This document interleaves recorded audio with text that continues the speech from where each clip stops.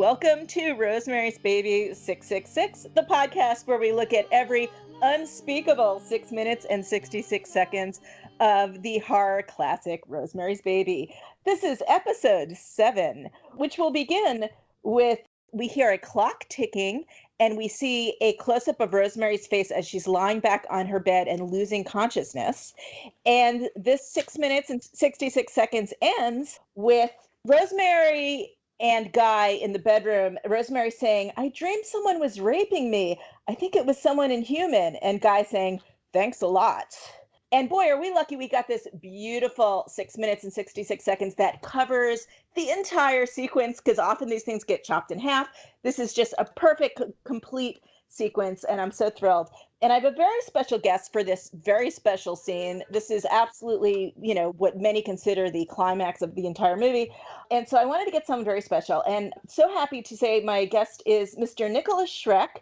Welcome, Nikolas. Welcome to you. And you said that it would be the unspeakable horror classic, but we will then speak about the unspeakable. Oh, yes, we'll do much speaking. I have a feeling this is going to be one of my longer episodes because we have so much speaking to do, because you cover so much interesting ground in your academic interests that overlap with this movie. It's crazy. So there are more than 666 layers to this film and its historical repercussions. So, yeah, of course, we can take Absolutely. it in every imaginable direction. So Nikolas is a musician, songwriter, and singer who I actually remember from way back when with Radio Werewolf. That was a performance and music collective from the 80s and 90s. Let me say, Nikolas is originally from the United States. We're actually talking to him in Berlin. You're living in Berlin now, right? Correct. It is exactly 20 years ago today that I moved here. You've worked with a lot of famous people, including putting out to horror fans. Of course, that's our audience. You actually put out Christopher Lee's album, which is amazing. On your record and label. I knew him very well, yes. Wow. I saw him here in Berlin up to right before his passage. He would come here to the Berlinale Film Festival, and we would meet every year, even just to right before he passed away. Wow. His favorite horror film was Rosemary's Baby, without Really? a doubt, and we discussed it often. And Wow. he often said that he wished he had been in a horror film of that caliber rather than in some of the junk that he had been in. He did talk about his admiration for Polanski as a filmmaker, not a person, and he really was a big fan of Rosemary's Baby. Wow, that's amazing. Well, I'm going to put a link up to that album because everybody has to hear it. You wouldn't quite guess that this is what Christopher Lee would do on an album, but it's fantastic. And so Thank you. Now you've just come out with The Illusionist. Is that right? Right. That's a new album that has come out on Ad Nauseam Records in America, and there'll be several music videos being released in relation to that. So it's really like a multimedia event. We will be doing a tour next year. It will be a multi-pronged Gesamtkunstwerk, to pretentiously cite Richard Wagner about it, and also relevant to the Polanski Rosemary's Baby theme, very much relevant. The final edition of the Manson File, right? Myth So and Reality of an Outlaw Shaman, is being prepared at this very moment by a graphic designer here in Berlin. So that will be out soon. Right. So as far as your books, some of the books that you've written include, so the Manson File originally came out in 1988, and you're in new editions with tons of new material, right? Right. It multiplies. It's like a cancer that keeps growing. The 2011 edition was 991 pages, and I've tried to keep this new final posthumous version to the same length, but there's tons more information, which even as of last week when I was in London doing a speaking tour called the Charles Manson Conspiracy, I was tracking down a very elusive entertainment and underworld figure who holds the key to many of the secrets of the murder. So yeah, the detective work about all that begins. And he was a very close friend of Polanski. So All right. all roads lead to Roman.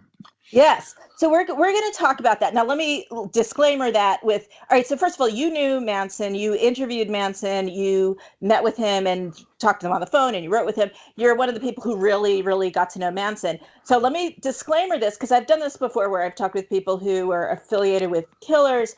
This is a horror podcast. We do a lot of joking around about horror and, obviously murders happen in these movies, but we are not going to be romanticizing anything having to do with any murders, any real life things that happened. And I felt much confidence hearing you on other podcasts. I know that you're not that kind of person. So I am too much of a realist to romanticize anything in my everyday life yeah, or in my work. So I just believe I see the whole situation clearly. I don't demonize or romanticize any of the cast of characters in the whole Manson saga. And the question relevant to our inquiry tonight, what is the Manson saga? Is it actually the Polanski saga?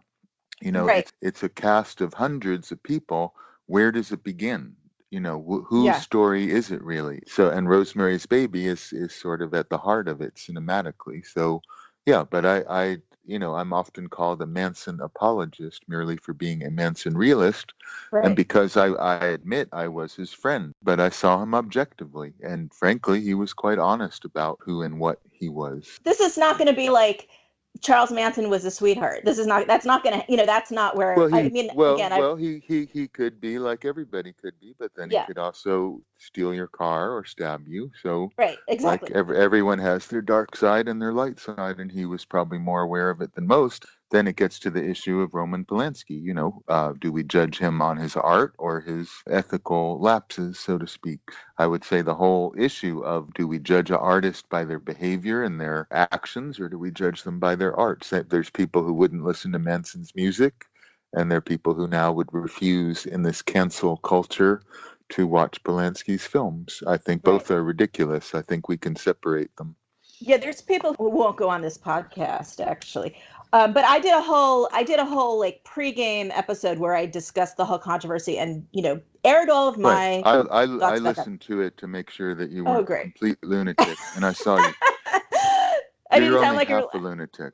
So And let me say also, I did a whole series on The Shining, and of course that is, just chock full of people who love conspiracy theories right. Oh, I around that know. I movie. know.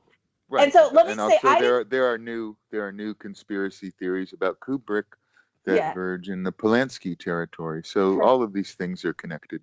Well, I didn't dive hugely into the conspiracy theory aspect of The Shining because I mean I stated what I believed in. I didn't want to wade into that craziness. So let me say that this we're going to be talking about sort of what to most people is going to sound like conspiracy theory stuff, but that I wouldn't have asked you on if I thought this was completely. I think that so let me say up front, I think that your thesis is not going to blow anybody's mind completely. It's actually a little more Occam's razor than the conventional wisdom, and so that's why I actually, I think this is not like having some person who thinks The Shining's about the moon landing. This is something that I think is completely reasonable. So Well, I have to make it clear. I actually am a very staunch opponent of so-called conspiracy theories that are Mhm. not based on facts and all of that nonsense about The Shining and Kubrick, as I dismiss it completely. And I mean, I think we should get into some of the conspiracy theories about Rosemary's Baby and Polanski that obscure what is actually interesting, which is much more on a deeper spiritual level than just this sort of comic book conspiracy Yeah. thinking that current American populism is so caught up in. And I'm not even done with your intro because there's two other things that are interesting here. You wrote a book called The Satanic Screen, an illustrated guide to the devil in cinema, and so Right. that has now been reissued. Is that right? Well, the Satanic Screen has been released in Germany by In an German. Austrian, yeah, as Lucifer's Leinwand, Der Okay. Teufel in Filmgeschichte, and a new expanded version will be coming out in English that I've been working Oh, on. good. That will be and that is updated. The first version of the Satanic Screen came out in 2001, so there's much more information about the actual nature of the devil, which I think was not sufficiently explained, and that is a mystery to many people, and it gets into all the films since 2001 involving the devil. That was the original reason I wanted to get you on, is to talk about, Satanism and movies, kind of the cross there. So we'll go Well, into that a little bit. we have to Have talk to, about yeah. that. Of course, it's. I mean, The Rosemary's Baby is the satanic film Yes. from really which so many more were influenced by, for better and for worse. And then the last thing I'm going to say is part of your history also. So you now are a religious teacher. Buddhism is now your game, but you Yeah, were actually associated and knew very well Anton LaVey, who right. figures very much into the story of this movie. And so you were married to his daughter. Correct, but that really has nothing to do with Satanism per se. And one Right. thing to make clear, which we'll get into a bit later, although now I met Anton LaVey as, from my point of view, as a writer. I met him because I was writing a book called The Demonic Revolution in 1988, and I met him when I moved to San Francisco. Mm-hmm. And I met him because I was interviewing him, not because I was ever a member of the Church of Satan or even particularly a advocate of the Church of Satan's ideas. Uh-huh. I was at that time a traditional devil worshiper in 1988, and LaVeyan Satanism, as many people don't know, is actually just atheism with social Darwinism. And I've never been an atheist. I still continue to believe, even though I'm a tantric Buddhist, in the actual existence of a being that is the devil. And so that's important for your listeners to understand. I Yes. got to know him. I befriended him for about 2 years. He then became an ardent enemy. I married Zena at the time. She was the high priestess of the Church of Satan, but I myself was not a member. I was just an Mm-hmm. honorary member. Like many other musicians, he gave out this red membership card. But I do know all about his connection and lack thereof to Yes. Rosemary's Baby, which is important to get into. Yeah. And also, I heard you talk on a podcast about your definition of Satan as far as the context of the Bible. And I thought that was really fascinating too. So if we have time, I'd love to just, kind of run through that Well, too. I think we can get into it in context of what does it mean for atheists like Roman Polanski to have made this film about a being that he doesn't believe in, and what metaphysical repercussions there are to making a film about something you don't believe in, but conjuring it up and creating such a huge effect as Rosemary's Baby did in the occult world. Yes. Okay. So as you can all hear, we have a million things to talk about. So why don't we run through the clip first? Because that's usually what I do. And again, this is, one of the most important parts of the movie. And then we'll have a really wide ranging discussion after. So we are looking at a close up of Rosemary's face. She's lying on the bed and she's clearly losing consciousness. And we hear this ticking sound, which I love. We hear that a lot in this movie, especially when she's dreaming, but we also hear it at other points. And I think that adds a nice eerie effect to the movie. It reminds me of the breathing sounds we hear in The Shining that Kubrick put in, kind of similar. And right away, the next scene is her on the yacht.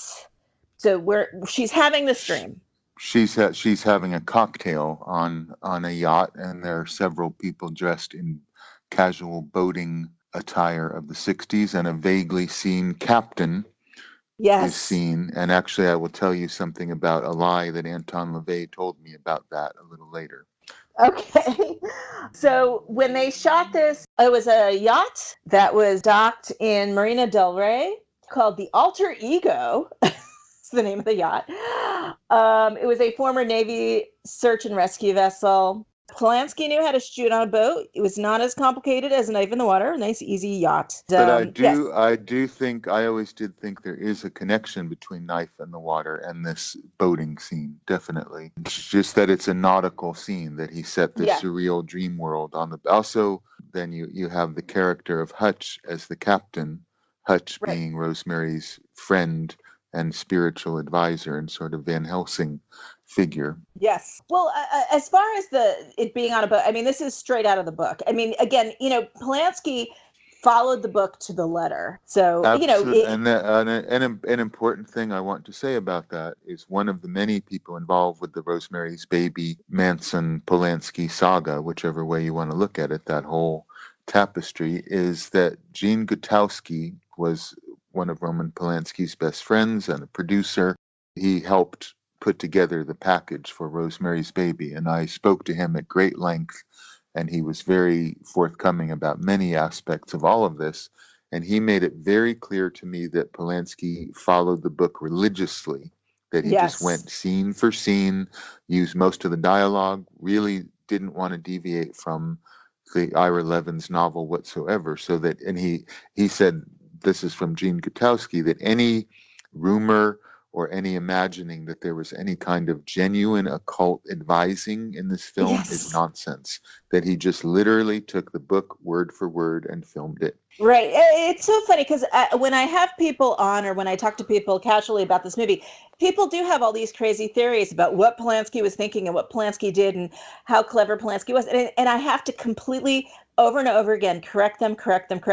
It was Ira Levin. This is all straight. I mean, every line of dialogue, even the colors of the clothing. And actually, if you look at Polanski's work, he's very traditional and conservative. Like with Tess, he followed the book completely. Mm-hmm. With many of his other adaptations of novels, The Tenant, he Yeah. followed the book completely. He doesn't tend to be wildly extravagant. If he chooses a book, he usually sticks with the literary source very closely. The other Right. interesting thing, because we'll forget it with so many things to talk about, is, as I'm sure you are aware or may have already mentioned, the overemphasis on how deeply satanic this film is and filled with secret, arcane, forbidden wisdom from the occult world. It's important to know that Ira Levin's initial draft of the novel Rosemary's Baby, it was about an alien who impregnated a human woman, not the devil.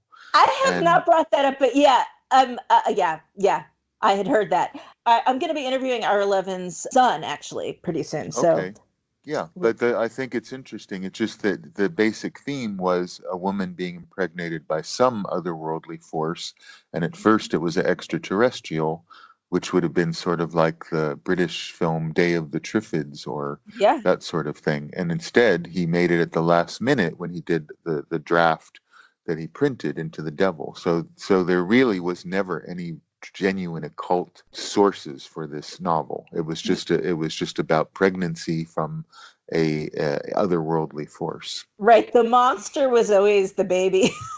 Right, That right. was always the idea. Well, Yeah, we also have to get into, for some reason, American films about Satanism, if you scratch their surface, tend to all be about fear of children and pregnancy and like who the hell is this stranger that came out of my womb? yeah, Rosemary's Baby, The Exorcist, and The Omen, the main unholy trinity of films about the devil from US pop culture, they're yeah, really more about the fear of children than the yeah. devil itself. That's totally true.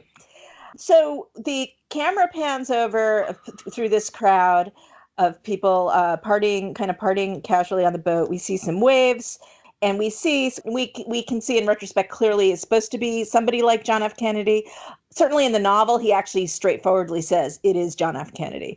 I could have got someone who looked a little closer, I think. Right. I did. Um, I think if you didn't know that, you wouldn't know he looks like Kennedy. But in the yeah. novel, it's very clear. So now the Um, Kennedy thing, I think, connects to the whole Catholic thing that Levin pushes a great deal because it's very much when he's dealing with Christianity in Rosemary's Baby and Polanski too, coming from a primarily Catholic country, the film is permeated with Catholicism. So I think Kennedy and all the rumors about him being a Vatican puppet and the first Catholic president, I think that's the relevance of that.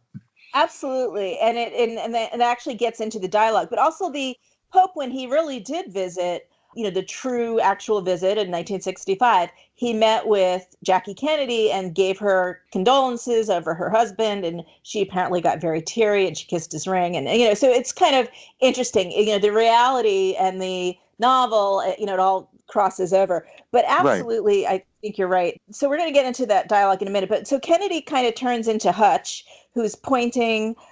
It's so eerie. There's no sound. Now, I know Polanski said he talked with Sharon, about dreams. They were like, what is it like? How do you depict a dream? And they had kind of come to the conclusion that you really don't hear much sound when you're dreaming. And so that was a very purposeful choice Mm-hmm. to make this all very silent. The And other thing that actually I know that Polanski said privately to other people who mentioned it to me is that he had taken LSD with Sharon in London in mhm. 1966 when they were courting, and that did have an effect on how he tried to create this surreal atmosphere. So it's also a very, like getting back to Kubrick and the way people reacted to 2001. A lot of people watched Rosemary's Baby on acid in 1968, and he did admit that there was some influence from his experience on LSD that Sharon Tate introduced him to in London. So that, Mhm. as far as the visual feel of it, I think that has a it's sort of psychedelic, although people may not think of it that way. Yeah. No, I can totally see that. I can see that. And so now it cuts to Guy untying her pajamas. And we have a little bit of dialogue here. She says, "Why are you taking them off?" And he says, "To make you more comfortable." I am more comfortable. I love that line. I am more comfortable. Sleep row. And then she says to the John F. Kennedy figure, "Isn't Hutch coming with us?" And the Kennedy figure in the dream says, "Catholics only. I wish we weren't bound by these prejudices, but unfortunately." So that clearly is referencing the Catholicism. So we see Guy on the boat. He goes from being on the bed to being on the boat, pulling her pajamas off her legs. And then we see her body doubles, bare breasts, and she's just completely shocked that she's naked. And then we see her, suddenly she's in a bikini, and the camera pans over really beautifully across the yacht, and we see all these other women in bikinis. And in the book, you find out that is in the book, it's Jackie O. It's one of JFK's sisters in the bikinis. Also, I think another factor, the reason they're on a boat and have all this naval thing, because in the 60s, people were very aware of John F. Kennedy's career as a Navy hero. So I think that Catholicism and his supposed naval heroics is part of the suggestion there too. Mm-hmm. And so, Guy saying "easy, easy" as he takes her pants off. Oh, or somebody saying "easy, easy." So we see somebody taking her wedding ring off, and we see her then on a sort of a plank, which in her dream is like scaffolding, like you would if you were painting the Sistine Chapel ceiling, for example.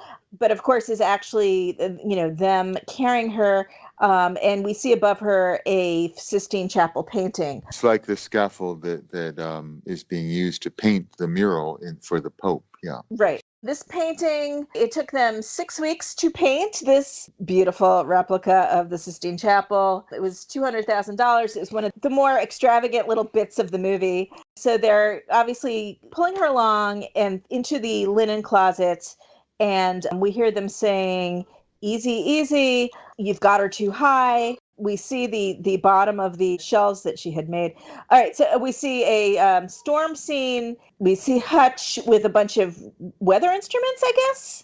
What is he holding there? Yeah, weather instruments. Yeah, Maurice Uh, Evans playing Hutch is on the deck warning about a typhoon. typhoon, typhoon. Then So, there's an interracial scene, which was quite controversial, of a black sailor at the wheel, seemingly almost touching Rosemary's naked behind, which that was actually quite controversial in the South at that time. A lot of people complained wow. about that.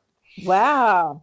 So that's Derville Martin. Again, the person who plays Diego, the elevator operator, is now at the wheel. And he says to her, he says, "You'd better go down below, miss." The way he says it, he's very angry. In the novel, it's made clear that he's actually mad at her for being white. There's a couple of places in the novel where Ira Levin throws in some racial tension. One is the laundry in the basement, and how Rosemary would go down sometimes and there'd be all these African American housekeepers doing the laundry. And he talked about how there would be some tense feelings between them. And so here Right. again in the book, he interjects a little racial tension, which I wonder why he did that actually. I think in that year, in between 66 and 68, between the novel and the film, during the whole civil rights movement and all the violence going on and the assassination of Martin Luther King, and the Black Panthers, it was just very much in the air. So this whole yacht scene is kind of a microcosm of, what was going on in the 60s. It's very much trying to capture in so many different ways. Well, Just it's the, got references to Camelot and Kennedy. It's got racial tension. It's got the revival of occultism and the rejection of Catholicism and yep. exploration of alternative religions. It is like you say, it's almost a holograph that includes everything of the 60s.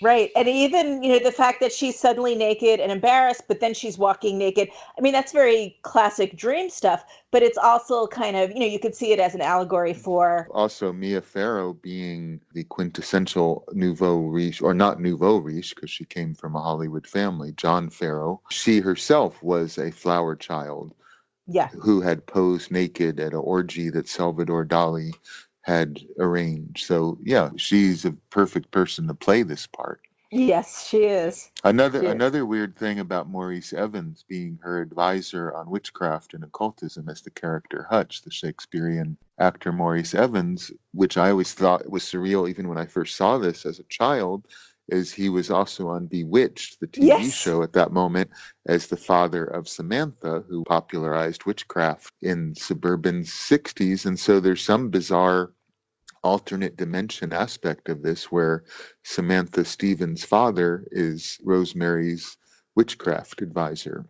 I was floored when I realized that Bewitched came out before Rosemary's Baby. I would have I sworn it came out after. So we think of this as the movie where we take witches and put them in colorful, crazy, clothing and make them like, older people who were flamboyant, not like the Munsters, not like the Addams right. family, but it was Bewitched. Bewitched was actually the first Well, ones, yeah, to do that. because of Maurice Evans being in there, and if you think, I've often thought that Agnes Moorehead's performance as Endora, the mother of Samantha the witch, is a little bit like Ruth Gordon. I It mean, there is. absolutely is.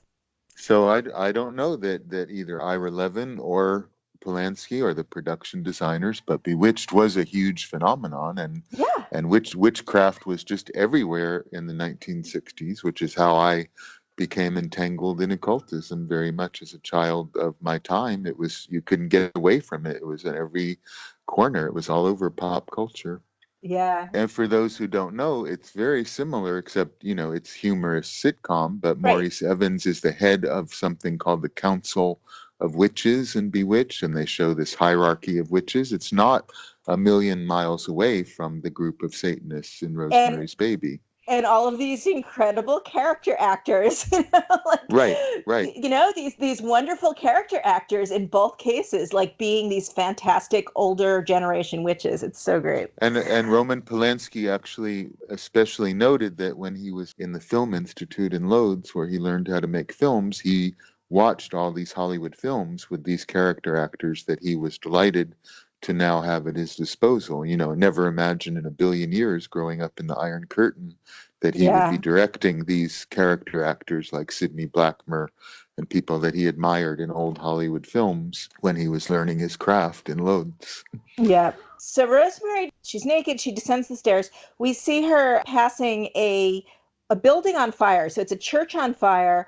Spoiler, we're going to learn later that that's actually a painting of a church on fire. But in her dream state, she sees it as actually being on fire, and it's a beautiful effect. All they did was take cellophane paper and a fan and a light, but it really does look pretty great. I mean, it's a nice Mm-hmm. little No, practical the whole effect the there. whole sequence is probably one of the most masterful sequences in Polanski's work, really. Yeah, yeah. She lies down slowly onto this mattress in this kind of zombie state, and suddenly we see all of these witches, the naked geriatrics all around her, actually wearing little bodysuits, little nude colored briefs. I'm looking at I put it on pause and I can actually see one of the briefs right now as we Mm-hmm. but you don't see it as the movie's moving along. So again, kind of a shocking scene, not something you would have seen too often by 1968.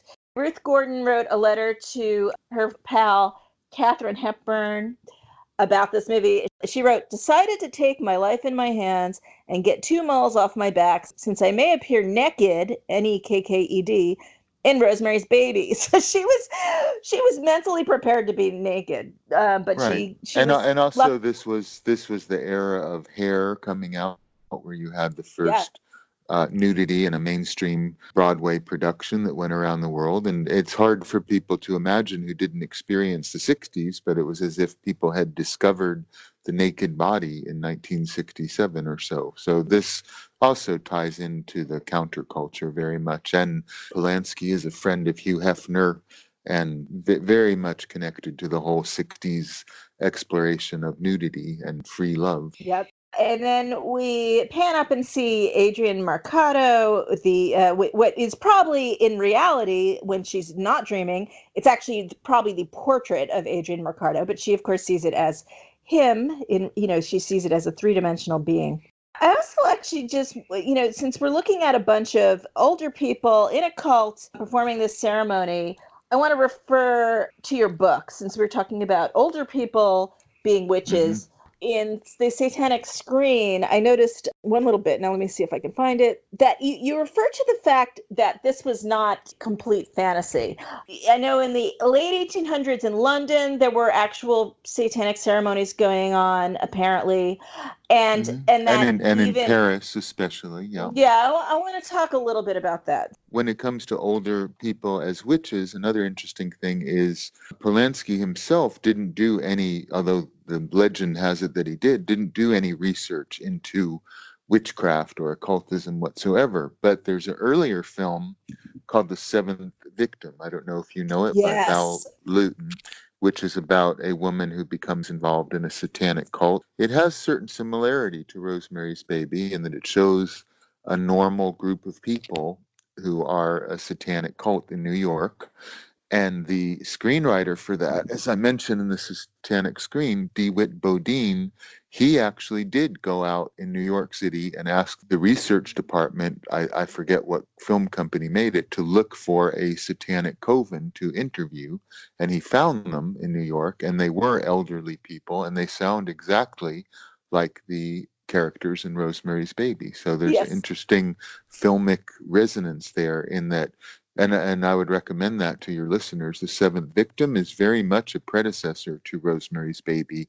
It's about a normal group of satanic practitioners in New York City and a woman who is threatened by them. I don't know if Ira Levin saw that in the 40s or remembered it, but it's almost a double feature. Yes, it It's is.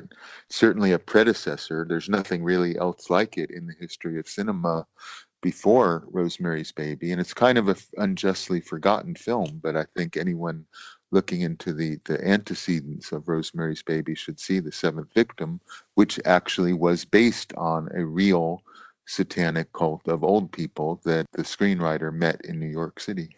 Right. So from your book, it says Bodine remembered that his furtive hosts, meaning this cult, this satanic meeting that he was attending, says were exactly like the devil worshippers in Rosemary's Baby. It was even in the same neighborhood on the west side that they used in the film. It was during the war, and I would have hated to be Hitler with all of the spells that they were working against him. They were mostly old people, and they were casting these spells while they knitted and crocheted, a bunch of tea drinking old ladies and gentlemen sitting there muttering imprecations against Hitler. I made use of the experience in that the devil worshippers in The Seventh Victim were very ordinary people who had one basic flaw, an Achilles heel, which has turned them against good and towards evil. So yeah, that was Hmm. exactly what I wanted to read, actually. So Right. yeah, the No, seventh. that interview with Bodine, which I found in an obscure book about horror films, to quote in the Satanic Screen, to me that you could be talking about Rosemary's Baby. So Yeah. here's an interesting thing about Rosemary's Baby seems to prophesy real events that occur later, but it also is a mirror of something that happened 20 years before it was made. So I think there's something very strange going on in that film, much beyond the conspiracy theory type of thinking, just a metaphysical strangeness about these things. Yeah, I'm gonna just get the year for the seventh victim. Hmm. 1943. 1943. Right. Okay, so we see Rosemary, we see someone now painting on her. It's Roman Castevet. He's got red paint or perhaps blood, some kind of blood. It's her body double, and he's painting lines across her body. Do you see any references to reality as far as any of your knowledge of what someone might be Not doing in this? not Yeah. really. To me, it almost seemed it could have been on Laugh-In at the time, with Yeah. Goldie Hawn being with I mean, as well as America and London discovering the naked human body in the 60s, there was also body painting, which was a big Yeah. deal, and that almost seems to be a reference to that, because it doesn't look like blood really. It looks like red body paint. Right. So in Laugh-In, we would have like Goldie Hawn with complete painting all over her body while she was in a bikini. Just for people who don't know, that Right. was just very, very They should stylish they and should cool. they should Google Goldie Hawn Laugh-In, and they'll see what Yeah. we mean by body painting. Yeah. And then speaking of Laugh-In, we have Guy saying, she's awake, she sees, and Minnie saying, she don't see. As long as she ate the mouse, she can't see nor hear. She's like dead. Now sing. I love, I love that line. Now Right? sing. She delivers So, it brilliantly. oh, Yeah. and those are the exact words in the book, and you wouldn't guess it. Like you would think she improvised that because that's how brilliant it's delivered. Right, Brilliantly, it's right. No, delivered. completely naturalistic. Yeah. Yeah, she's And then amazing. I noticed that some of the body painting, there is the number 682 seen very clearly. That's really the only Yeah, clear, for whatever that means. Who knows? yeah, I didn't notice that. You're right. So we have, at this point, we have Jackie Kennedy coming in. So we have a fake Jackie Kennedy played by Trisha Ann Conway, who you could also see on Get Smart, Perry Mason, or My Three Sons. That's Hmm. pretty much all she did. So Jackie comes in and she says, I'm sorry to hear you aren't feeling well. And Rosemary says, it's only a mouse bite. And Jackie says, you'd better have your legs tied down in case of convulsions. And Rosemary says, yes, I suppose so. There's always a chance it was rabid. And Jackie says, if the music bothers you, let me know. And we should say they're chanting, at this point they're chanting and that kind of thing. Right, If right. the music bothers you, let me know and I'll have it stopped. And Rosemary, her innocent little girl, don't want to inconvenience anybody. Oh, no, no, no. Please don't change the program on my account. So again, just this, she's such a fairy tale character, even though she's literally being strapped to the bed, you see them tying her legs to the bed. Right. She's still being this Well, compliant woman, she's the obedient agreeable with whatever's going on. Catholic schoolgirl. You know. Yeah. Also, the mouse bite obviously seemed to me a reference to the chocolate mousse, which is what drugged her and put Yes. her in this trance state in the first place. And that's a very realistic, dreamlike touch in that the Yes. wordplay of mouse and chocolate mousse. And of course, Minnie had just said that she called it mouse too, Right, when right. when Guy mentioned it. By the way, a little later in the movie, the scene where Rosemary bumps into Minnie when they're in front of the Tiffany's window when they're out Christmas shopping. If you Hmm. look at that manger scene that's in the Tiffany's window, it's a regular little manger scene, but you see a little wolf climbing up the hill towards the manger, and you see a little mouse, which is so strange. I mean, there's no reason anyone would put a mouse and a wolf in a manger scene. I No, assume no, this no. is a I never detail. even noticed that. So No, but my hat goes off to you for you that have one. to look it up. It's so creepy. It's so brilliant. The details in this movie are just magnificent. Hmm. So yeah, they're tying her down like she's in an insane asylum. And then Jackie goes wafting off in her flowing gown. And then we see Guy approaching. We see him looking sort of normal.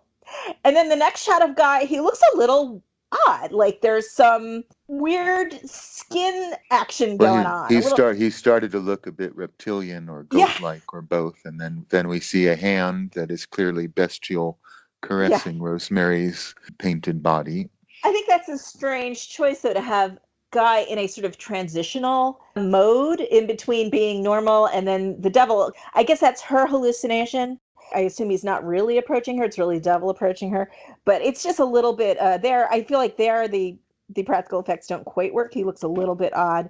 Then we see these big rubber gloves. He's like, I mean, it's pretty well done, but they're clearly, these rubber glove hands that are the devil's hands, and the claws and the whole Also, thing. They're I should point out while we're thinking of it, the rubber suit that the actor Clay Tanner, who played the devil in this film, wore was later used in a low-budget horror film called Asylum of Satan.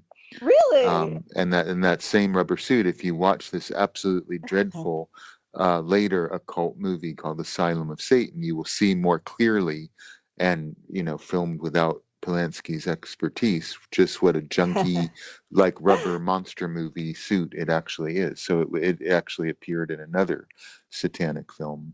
Wow. Well, good artistic choice to barely show it. And he's stroking her body and lifting her up. And then we really get into what is a very, pretty graphic rape scene. Obviously, you're not seeing the rape, but you're seeing the body movement. There's a little intercut scene that of course is one of the most famous scenes in the movie where we close in on her face. Her eyes are completely wide and she whoops, something just fell off the wall here. She looks into It's the the eyes. devil. It is, isn't that like timing? Very strange. She looks into the eyes of the devil. They're like the goat eyes, the vertical Well, slit the eyes. also the use of her eyes and the eyes of the devil tie in very much to the almost last line of the film about he Yes. has his father's eyes. And then we see Rosemary clearly in a copulatory rhythm looking over to see the Pope who looks back at her. Yeah, and I think that's pretty shocking that they have her kind of rocking in a clearly being raped way. I mean, I would think, that was not. There's a lot of groundbreaking stuff in this film that they didn't think would get past the censors, and I know they were all pretty amazed when they got the clear on this Yeah, stuff. it was a groundbreaking film in many ways as far as going beyond what was considered normal for American films at that time. So Yeah. then while Rosemary is being raped, she sees the Pope's ring coming towards her to kiss. Yeah. So the Pope says, oh yeah, we didn't say, she said, "This is no dream, this is really happening," which is the great line that I can't stop saying whenever I talk to anybody in any context. I too have said it a million times in many different It's a horrific and great nightmarish line. situations. Yep. It's an every, all-purpose line. every time I start a podcast, I'm thinking, this isn't a dream, this is really happening. Okay, so the Pope says, "They tell me you have been bitten by a mouse."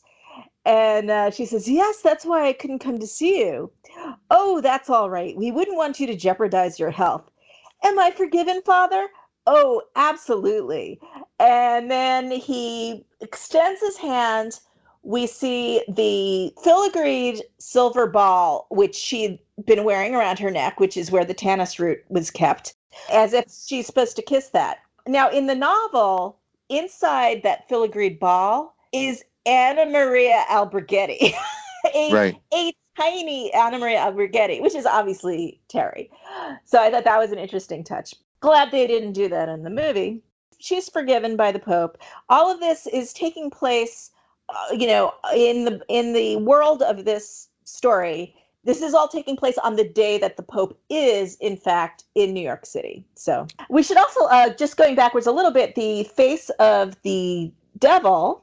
Roman Polanski had said he had based that design. He would draw all these things for Richard Silbert, or whoever was designing this stuff. Richard Silbert was the art designer. Absolutely, that's Yeah, correct. that was And from a Polanski was a very skilled artist. He always had yes, been since film school. So, like Hitchcock, most of his films were very much, he drew them out before he filmed them. right, right. Also, but speaking of Hitchcock, of course, William Castle had originally presented the script to Hitchcock, who rejected it as being too shocking. Yeah, yeah. I was wondering why Hitchcock decided not to do it, and I noticed in your text that you said that it was because it was too religiously Well, shocking for him. Hitchcock was a Catholic, actually, not an Anglican, and Oh. so he found it offensive. So again, the devil face, I believe, was a reference from Polanski's childhood. He had made a devil mask in his childhood as a costume, and it was his own design. He made it himself. He had a like candy wrapper tongue and all this stuff. I think it's in his memoir. That was Yes, the Roman reference. Roman by Polanski, this book, which I think is from 1984, mentions that. Yep. Yeah, yeah. So we'll just wrap up this scene. She wakes up in the bright yellow bedroom, sunshiny. Everything's all bright and clean and shiny again. Flowers everywhere on the wallpaper and on her sheets. And of course, guy slaps her ass like he always does and says, "Hey, it's 9 o'clock." And she says, "5 minutes. I have to be at Alan's at 10. Eat out." "The hell I will." She says, "What time is it?" He says, "It's 10 after 9. What time did I go to sleep?" "You didn't go to sleep. You passed out. From now on, you get cocktails or wine, not cocktails and wine, huh?" The dreams I had. And then she notices that she's covered in horrible scratches all over her body. And he says, "Don't yell. I already filed them down. I didn't want to miss baby night. You, while I was out?" And a couple of my nails were ragged. It was kind of fun in a necrophile kind of way. And that they didn't think would get past the censors. I remember that. They didn't think that line would get past the censors. Mm-hmm. And she says, "I dreamed someone was raping me, someone inhuman." And he says, "Thanks a lot." So it's like Mm-hmm. almost like a sitcom, Right. but it's marital rape. So it's it's quite a scene. Yeah. So that is the end of the 7th 6 minutes and 66 seconds of Mm-hmm. Rosemary's Baby, and what a scene. And of course, when they remade this, they did a TV miniseries, and they just could not match it. You'd think with CGI, they could do something a little more interesting, but the practical effects, even though you can see, these kind of rubber hands and all that, it's still just beautifully done, Well, and holds there's up. something about the scene with the rubber hands that I don't know if it's deliberate, but Polanski's very aware of film history because of his studying at the Lotz Film Institute. It very much looks like an image from Haxen, the Yeah, 1922 satanic film made by the Danish director Benjamin Christensen. There's a scene that you see the devil's hand on a naked female body that is very similar. It almost seems like a quotation, so to speak. yes, I'm sure it could have been. Everybody should look that up. That's on YouTube. It's an unbelievably beautiful, creepy. You can't believe it's from as early in film history as it was. Depiction of witchery and the devil. A guy dressed up fully as the devil, but genuinely, really interesting special effects. A scene of witches flying through the air that is just quite amazing. And quite spooky. So, yeah, so with that, let's talk a little bit about the history of Satan in film, since we've opened that can of Hmm. worms. Well, how far back do we want to go? The interesting thing that I discovered in researching the satanic screen for my book, and I get into it even more in this new German edition and the forthcoming English one, is that as far back as you go in the history of even the prototype of film, the camera obscura, and the very first projected films that were made, or even anything that is like the projection of light with an image, it always involved the devil. The very first experiments with film and photography, it was as if people were drawn to Satan immediately. So It's I trace, amazing. It's yeah, amazing to look at the whole first chapter of your book, from Magic Lantern to Silent Era, how unbelievably heavy the subject matter was in that. And I guess, we're following the trend of spiritualism, I guess, from the Industrial Revolution. Do you think that's possibly why that is? well, even if you go back to as early as the 11th century, when there was just theoretically people thinking of how could you project an image that would be realistic, the very first drawing that is known by a human being to have made, showing a projector projecting an image, it's a projection of the devil. It's a nun looking. That's the very first image you could call the prototype of the cinema. And then there was the very primitive pre-celluloid film that was invented in France. It was almost like a picture book, that was a flip book, except it was circular. And on that image is the devil blowing out a candle. And I mean, I could give you 10 examples where the early inventions, going back to the 11th century, then the 15th with the camera obscura, and even fairgrounds and carnivals would have camera obscura in the Middle Ages, where the devil was very often what was projected. So somehow we can't get away from some bizarre synergy between the figure of the devil as it was understood in Christian Europe and the cinema. It's there from the beginning. And then, of course, Georges Méliès, the French director who pretty much invented almost every special effect in the magic box of early cinema special effects. His films are all about the devil, and he was even called Mephistopheles because he kept playing the devil, and he made like, I can't even count how many Yeah. short films about the devil he made. And one of the first actual narrative films by him is about a bat turning into the devil. So And he had been a magician before he got into film. he was a stage magician who, in the typical 19th century fashion, affected a rather Mephistophelian costume, like the great Dante later. And stage magicians, of course, very often use the mystique of Satanism and the devil. And in Paris, where he made his first films at that time, there were actual black masses being held. Some of them were tourist events. They were fake black masses, but diabolism was very trendy in the Paris of that Right. time. And that's also where Polanski was born, in Paris. People think he was born in Poland, but he was of Polish heritage, but he was actually born in Paris with the very French name Raymond Thierry Polanski. Right. It was really, really in style, especially even for rich people to go to the poor neighborhoods and see like the Grand Guignol. And And also the French are more aware of, even in their royal history, this mistress of King Louis, Madame Montespan, dabbled in Satanism. She actually was holding satanic rituals in the palace. So I mean, that's a fact. So diabolism is very much a part of the French culture that Polanski is in some ways more a part of than Polish culture. but what's funny is it was a real trend. It was an entertainment trend. It wasn't Mm-hmm. like, I wonder how much of it was serious. I mean, clearly there must have been people who were very serious about it, There were serious spiritualists. occultists, but also in the symbolist art movement that was popular in France in the 1890s until the early 20th century. There's many images of the devil, some of them positive, some of them demonic. For the most part, in Gallic culture, the devil is a figure of fun.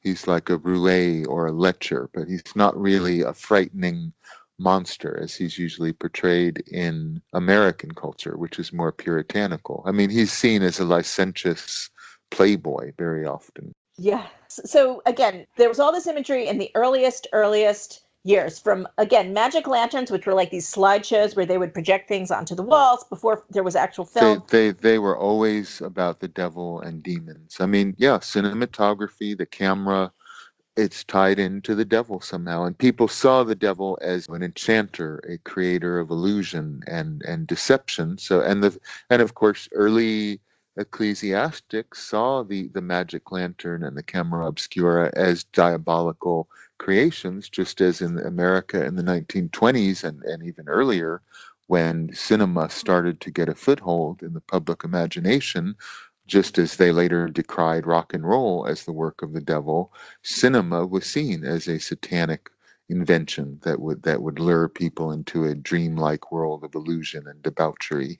So it was actually seen as a diabolical force, the cinema, because of its illusory, phony nature, as theater was as well. Right. And again, we're not just talking about the U.S. or London or Paris. It's pretty much No, across the board. going back to medieval Germany, the Yeah. camera obscura and magic lantern were seen as possibly dangerous magical tools that would bring the devil into being.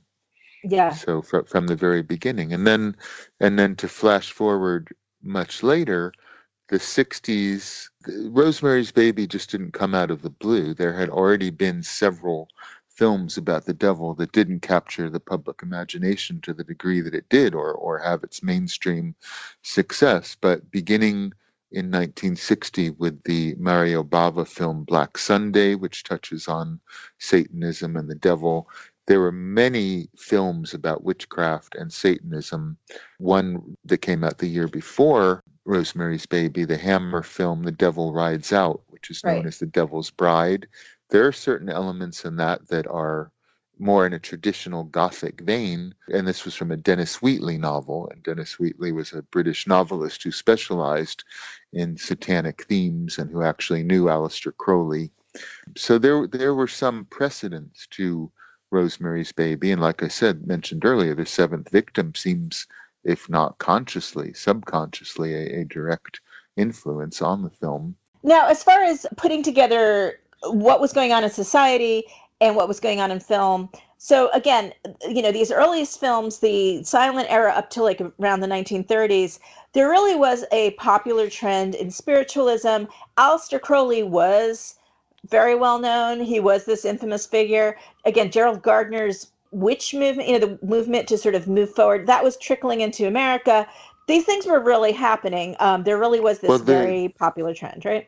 the important thing about Aleister Crowley in terms of satanic cinema and Rosemary's Baby, though I didn't mention it specifically in my book, almost every major satanic film before Rosemary's Baby is based, the main evil diabolical character is usually based on vague historical truths about Aleister Crowley. For instance, the first portrayal in a major Hollywood film of a satanic cult is The Black Cat, the Universal film by Edgar Ulmer, in which Boris Karloff plays Hjalmar Polzig, the head of, he is called the High Priest of Lucifer, and he, is shown, it's really one of the first scenes that becomes later a cliche in the satanic cinema of the rich, diabolical disciples, and usually in Hollywood and British films, the disciples of the devil are wealthy, elite, privileged people who are seen to be decadent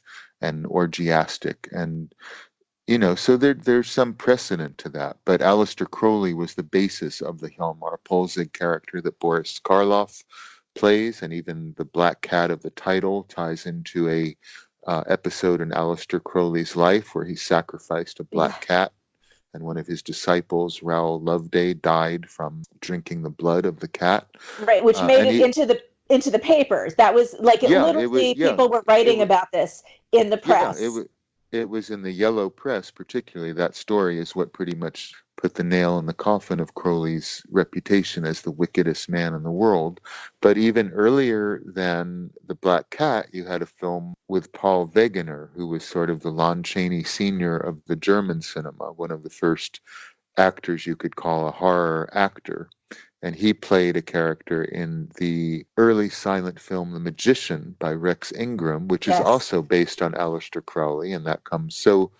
And then The Devil Rides Out. Really, there were three major films. The Devil Rides Out, the character of Makata in 1967, played by Charles Gray, the British character actor, is again clearly based on Dennis Wheatley's friendship with Aleister Crowley, and he's an ipsissimus, and he's using all of this Thelemic and Crowleyan philosophy, which is surprising to find in a Hammer horror film, but it's actually pretty directly quoted from Crowley. And then the final one I'll mention is The Curse of the Demon. Yes. An actor named Neil McGuinness plays, again, a Crowleyan figure. So there are four. Fantastic movie. Yeah, excellent movie. And that one really captures, more than in the others, possibly, this feeling of what Crowley would have really been like. So, yeah, I don't think people realize how big a figure this guy was. I don't think people, necessarily know who he is, or if they do, realize how high profile he was and how many characters. Again, Somerset Maugham wrote a book, The Magician, based on literally, having met Crowley. Right. Somerset Maugham, the British author, met Crowley in the Bohemian Paris of, I believe, 1907.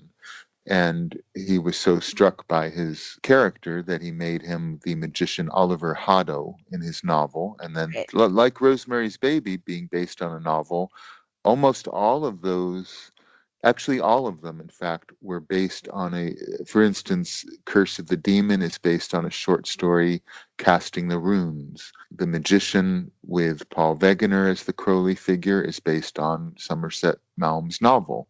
And The Devil Rides Out, which features Makata, another Crowley character, is based on Dennis Wheatley's very different novel, also called The Devil Rides Out, which Christopher Lee, who starred in the film, managed to acquire for Hammer Films. So, Right. so all of these films have literary precedents, and the figure of Adrian Marcato, although I didn't specifically mention it in my book, is clearly yet a fifth Crowley Yeah. derivation. It's obvious that that's who he's sort of supposed to be. Yeah, I've been sort of saying that Roman is kind of a Aleister Crowley, but you're right. It's really Adrian Marcato. I kind of forgot that really Adrian is the bigger figure because, of course, Roman Castevet is saying, "Oh, I've been everywhere. You name the place, I've been there." And to me, that was very Aleister Crowley, reference where he's this world traveled rich guy. Right. You can just picture them looking again, a similar almost look. You could picture I Aleister think, yeah, Crowley. I think Castevet and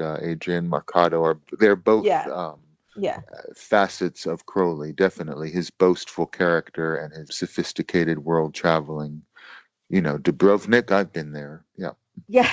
And we did a very sloppy job of summarizing who Aleister Crowley was in a previous episode, but let's just say he was not actually a Satanist. He did not consider himself a witch, Well, I but he can I was, can summarize him yeah, briefly, and I make this clear in my book. Aleister Crowley was a ceremonial magician, but in many ways he was more in a Gnostic Christian Kabbalistic tradition. He was by no means a Satanist, not at all. Though he called yeah, himself the Great Beast 666.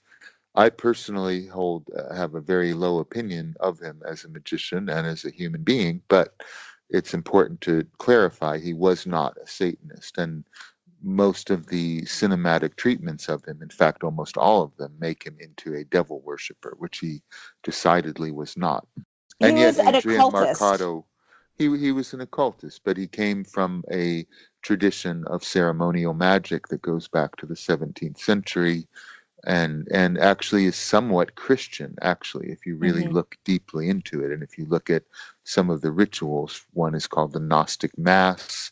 It's more connected to Gnostic Christianity.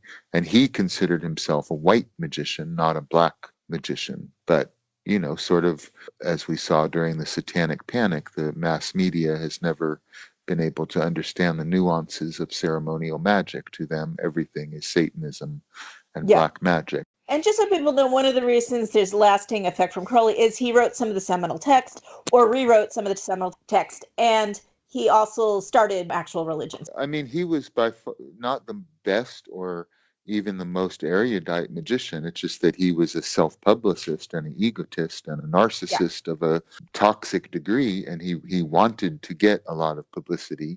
I would think, unfortunately, to the detriment of the study of magic as a serious topic of inquiry, he became the brand name for it.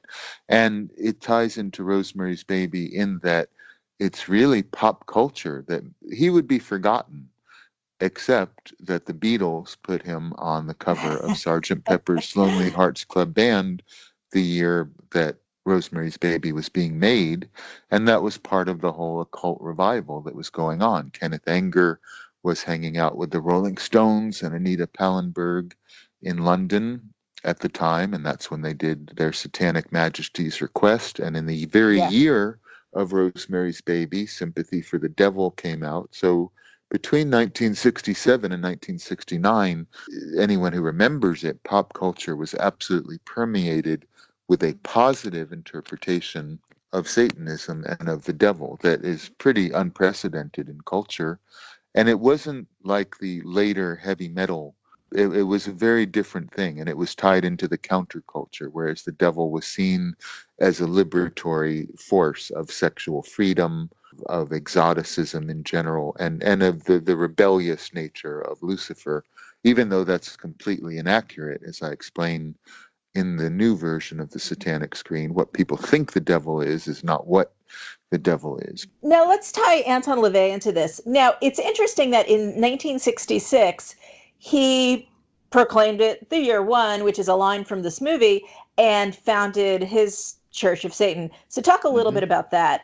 So Anton LaVey was a local eccentric in San Francisco who had a sort of Addams Family image. He was like a local kook who was given publicity in the San Francisco papers. for owning a lion, for having a pet tarantula. He played the He Wurlitzer he and play he play he play well, he was a lounge organist, but yeah, then he started these a lecture. group of a group of people who would come to his house for $2 a night, and he would give lectures on metaphysical and magical themes, but he wasn't at that point really a practicing Satanist.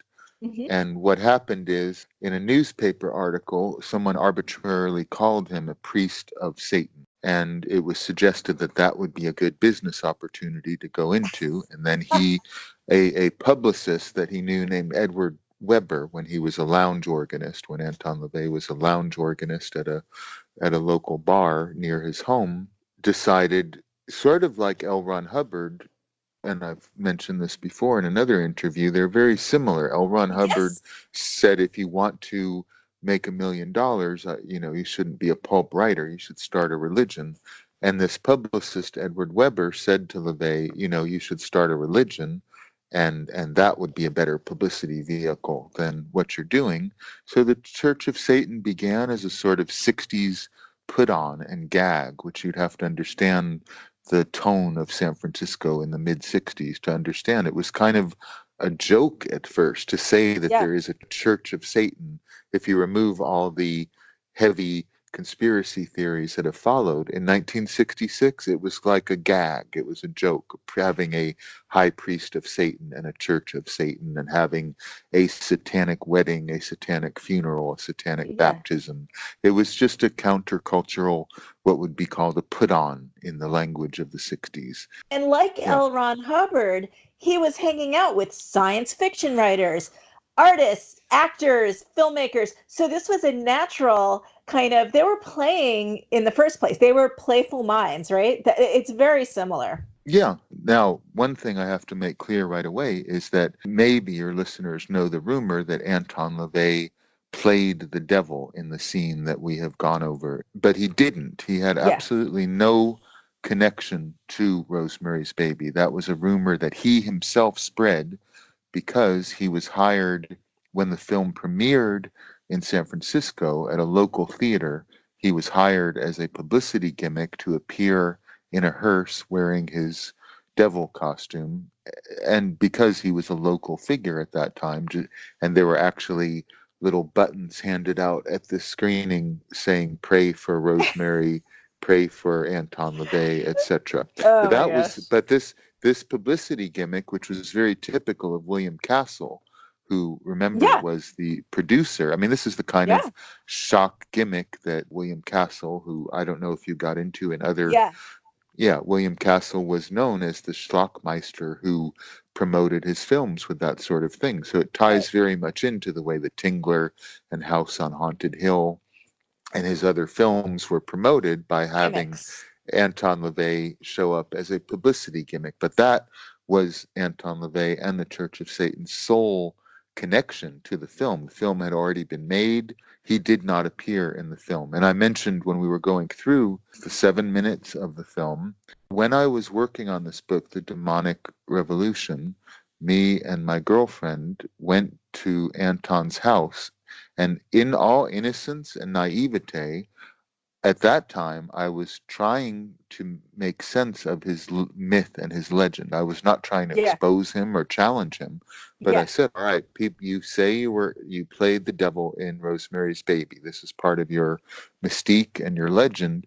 Can we sit down and watch it on video, and will you show me where that is?" I wasn't doubting him. I just thought, Yeah. let's prove it if it's true, because your detractors say you made that up. And he hemmed and hawed, but we did put the video of Rosemary's Baby, which he had, in his TV, and we sat in his living room and watched it. We watched that very sequence. We fast forwarded to it and watched the very sequence we've gone over. And my girlfriend said, "Okay, we believed him. We didn't have any reason to know that he was a complete liar." So she said, "Well, where is it? Can we like stop it when it gets to the point where it's you?" And there's a point where it shows a guy in a captain's hat on the boat, which is not the devil, but it's so blurred, of course, there's no way to know who it is. and he vaguely insinuated, which was the way he did things. He didn't outright lie usually. He just insinuated maybe that was him. Yeah. And he sort of had like a sly smile on his face, which in retrospect, I realize he's thinking we are gullibly believing his nonsense. And of course, in doing research, I learned he was not the technical advisor. Gene Gutowski, Polanski's friend, absolutely Yeah. laughed at the idea. He said they had no technical advisor; they just followed the book. And Clay Tanner is the actor who was paid for and hired to play the devil, and that's who. And actually, we found out later that two people played the devil in the rape scene. Clay Tanner is the face that you see John Cassavetes' face transform into when it's totally diabolical. That is Clay Tanner. And he's actually in another satanic film later called Race with the Devil. And if you look in Yes. that film, you can see that's Clay Tanner's face with makeup on it and contact lens.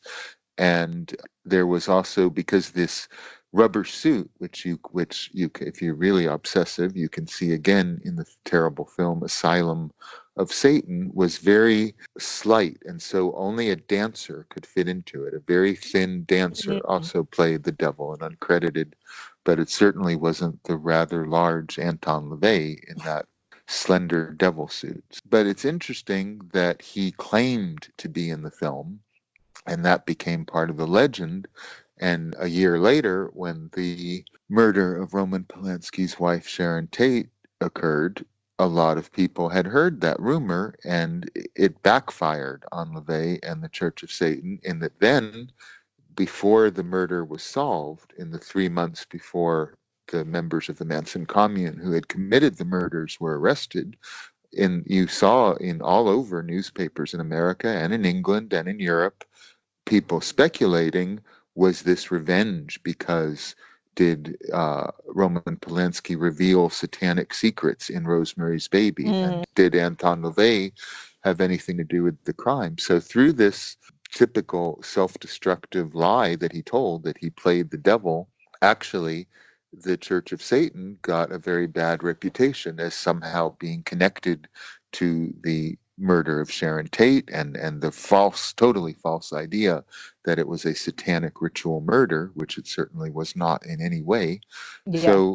So this became part of the folklore of the Manson saga, and Roman Polanski, who was already, even in the 60s, long before his proclivities were better known, already a notorious figure, and Yeah.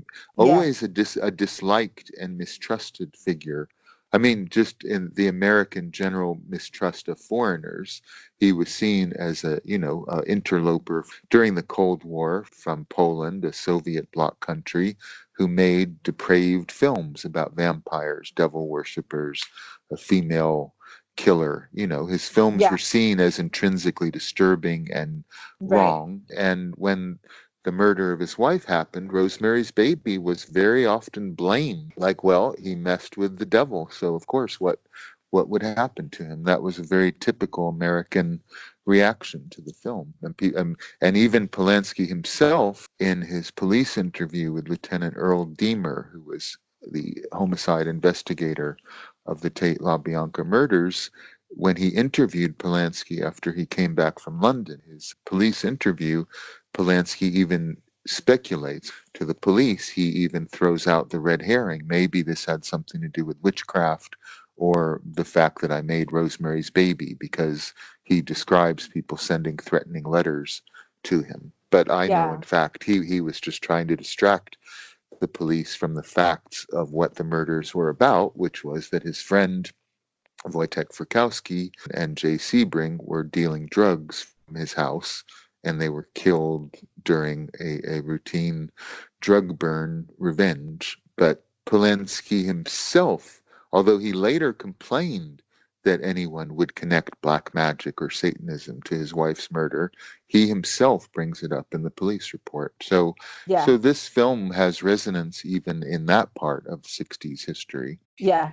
Okay. I want to get back to Anton LaVey and Satanism and Hmm. what it was, what it actually was. But since we've entered this door, let's just quickly talk about the Manson murders. Yeah, just very quickly, and then I mean, they're all tied together Yeah. because interestingly, Susan Atkins had appeared, she was hired by Anton LaVey in 1967 before Susan Atkins met Manson. Anton LaVey hired her when she was a stripper in Haight-Ashbury and hired her to be in something called the Witches Topless Review. So there was a connection, a very Yeah. tenuous connection between Anton LaVey and Susan Atkins and the devil. So, That's a definite, right? That's not a rumor, that's a definite. no, that's an absolute fact. Susan Yeah. Atkins was hired when she was a stripper, a hippie, looking for work. Anton LaVey hired her to be in this Topless Witches Review, and she played a vampire, and she took acid during the performance and came out of a coffin and pointed her finger at the audience. And there are photographs of this. It's a fact. And Anton described what she was like to me. But this was before she met Manson. Right. So just briefly, the resonance with the Manson saga is, let's look at the film. First of all, you have a character named Roman. Then, in the film, Roman Castevet, and you have Roman Polanski. The name of the film, Rosemary's Baby. One of the victims is Rosemary LaBianca. You have a scene where a mother is in a room with her baby, the whole theme of pregnancy and the dread about pregnancy, but you have witches, which the girls in the Manson commune fancifully called themselves, and which in the media that was blown out of all proportion into making it look as if the Manson commune was some sort of coven of witches, which it certainly was not, but that's how the media and the general public believed it to be. And you have the scene of, knives, babies, witches, a pregnant woman, and the fact that Tex Watson supposedly said when he entered the house, though we don't know if this is folklore or exaggeration, that I'm the devil here to do the devil's business. Right. So there's all these resonances between the film, but they're all in Ira Levin's book. So, Right. you have to wonder about the metaphysical implications of and so it's no wonder that when the murders happened, that people thought of Rosemary's Baby, which had come out only a year before, the Yeah. summer before, in June of '68, and the murders were in August. So people were very thinking of Polanski and the devil and Rosemary's Baby and the fact Right. that Sharon Tate was pregnant and speculation about orgies and satanic rituals and all of that. When Sammy Davis, who was a friend of Jay Sebring, had said that Jay Sebring had actually held a mock satanic ritual party. So this was all in the air. Although And there's nothing to it, but Sharon, right, and Sharon had just been in that movie also with Donald Pleasance and Deborah Carr, Eye right? of the The she, Devil or yeah, I 13. have the, and so there was rumors swirling around that where she played a witch and that there was real consultation with real witches around that Well, movie. Also, that's worth briefly going over too, is because it's similar to the ballyhoo that a lot of the legend of Rosemary's Baby having some real satanic influence is again part of William Castle's gimmickry. I yeah, believe he pushed that rumor because that's the kind of thing he did, and yeah. again, it backfired on him, and he actually had a heart attack after Mm. the murder of Sharon Tate, and he spoke to the press about genuinely believing that the film had conjured a satanic presence and Yeah, that he the was murders. very, very upset and very genuinely afraid. And Yeah, yeah, William Castle was not kidding. Later, he was one of the only people involved with the film who almost regretted making the film and believed yeah. that the murder of Sharon Tate was a direct influence of them making that film. Yeah, so that has to be taken into account. But I think he originally pushed the rumor, and the reason I bring it up in connection with Eye of the Devil, or also known as 13, this early film, 1966 film, in which Sharon Tate plays a black-clad witch, and it's called Eye of the Devil. You can't get away from the fact that in her very brief career, that had an important place to play. Mhm. But as with Anton LaVey exaggerating his role tremendously as far as claiming to have been the technical advisor of Rosemary's Baby and to have appeared in the film, there was another character in Britain very similar to him, another occult self-publicist named Alex Sanders, who claimed to have initiated Sharon Tate into his witch cult during the making of Eye of the Devil. And that's not true. What they took a publicity picture together. If you look online, you can easily find a picture of Sharon Tate standing in a magical circle with Alex Sanders, who called himself the King of the Witches, and his wife Maxine Sanders. And Sanders was in a way a similar character to LaVey, a self-publicist who used a kind of foul occultism, but really was more interested in getting involved in show business. And he really was hired as the technical advisor of Eye of the Devil, although there was very little real witchery in the film. But again, as a publicity gimmick, it gave it some touch of pseudo authenticity in quotes. Right. But there's a parallel between Eye of the Devil and Rosemary's Baby and this technical advisor from occultism aspect. So now I know my audience is thinking right now, oh boy, they're going off into the deep end here, because we're heading towards what your thesis is about the Manson murders. So I want to head this off and just say that the punchline to all of this, as far as your thesis about the Manson murders, is that actually it's all much simpler than what it sounds like we're heading to. I want to say that when I was researching for this podcast and just reading, book after book on Polanski and everything I could, I said to a friend of mine, I said, after reading all this stuff, I would not be surprised if we found out the Manson murders were just a drug deal gone wrong. I actually said that to someone, just off the cuff. Well, because you have common sense, and in fact, that's all it requires. It's not that I'm some great investigative genius or detective. I mean, I have done an incredible amount of research into getting the details, but that's the fact. And in fact, what you speculated is what the police speculated the day after the murders. I couldn't believe it when I started, as I started looking at your lectures on this, and I was like, it's so funny. I actually said that to someone, like just a few months ago. So lay out just really briefly your thesis. Just to sum it up in a sentence, the murder of Sharon Tate, I'm not going to get into the LaBianca murder, the murder of Sharon Tate, which is the most celebrated of the series of crimes that happened with the commune loosely centered around Manson, was about a drug deal gone wrong that his friend Wojtek Frykowski had conducted a burn, so to speak, against Tex Watson and Linda Kasabian, who were two people loosely connected to the Manson commune, and they went back to get revenge on Wojtek Frykowski, going to rob drugs that were delivered to Jay Sebring, who, as hairstylist of the Stars, used that as a front for his much more lucrative drug dealing business, which was mostly centered on cocaine and also LSD. And so the murders were a typical narcotics trafficking revenge crime that went wrong, a robbery that turned into a panicky murder and was covered up by the film industry. And it ties into Rosemary's Baby directly in that Robert Evans, who was the head of Paramount Production, had brought Roman Polanski to Hollywood, and he was his, without Robert Evans deciding to hire Roman Polanski to film Rosemary's Baby, would these murders have ever happened the way they would? No, they would not, because Wojtek Frykowski was part of Polanski's entourage that came from Europe with him to Hollywood. I think people, will be like, oh, you're blaming the victims.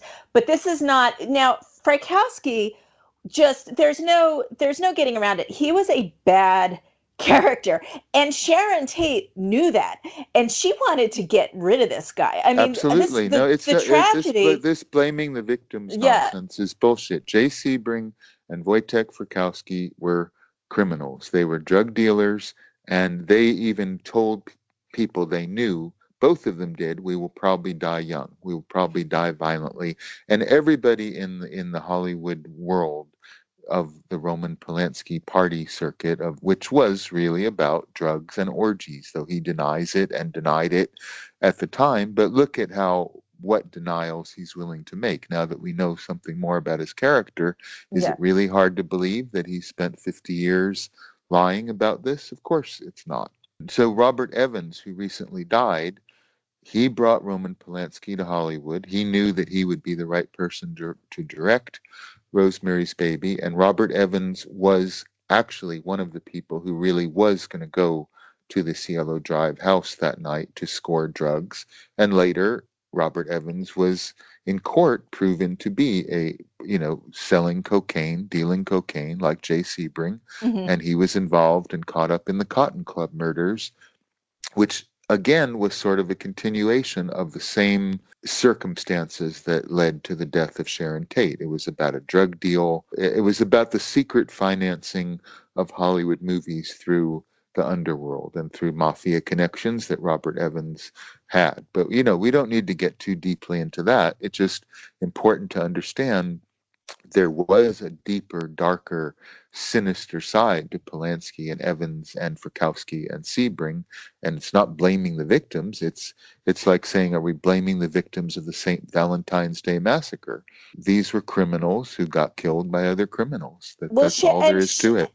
And Sharon, pretty clearly wanted out. She was very unhappy with their situation. I mean, Yes, Frykowski had just she run over her fucking dog. I mean, Yeah, he was let me just briefly outline some of Frykowski.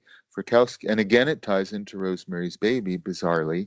Wojtek Frykowski was a youthful friend since the youth of Roman Polanski. They had been friends at the Lotz Film Institute. Frykowski's father had financed Knife in the Water and some of the other early films Polanski made in Poland. He was actually a wealthy capitalist in communist Poland, and he gave money to Polanski, and Polanski considered himself indebted to Frykowski, so he brought him to Hollywood, tried to get him work, but Frykowski was a reckless, violent drunk, a very abusive and unliked person, and he not only did Sharon Tate want to get him out of the house, and Abigail Folger, they basically moved into her house while she was in Italy making a film, and while Polanski was in London working on a film that would have been called Day of the Dolphin. right. When they were away from Hollywood, Frykowski and Sebring were using their living room as drug dealing central for every street hippie that wanted to come there. I mean, very irresponsibly, taking great risks. And even Polanski was having parties shortly before that where people involved in the drug underworld, who it would be too complicated to get into, were invited. So the gap between Spahn Ranch and Cielo Drive was zero. This was the same social circle, and the connection was orgies and drugs. And it turned ugly when there was a rivalry between drug dealers, Tex Watson and Linda Kasabian, Wojtek Frykowski and Jay Sebring. It was more like a shootout between gangsters than Yeah. what you think it is, a ritual murder about race wars. And again, there's just a couple points. There's at least two murders that happened before any of this happened that were straight up drug burn murders. Absolutely, yes. The murder of okay, Charlie Manson shot a black drug dealer named Lotsa Papa or Bernard Crow.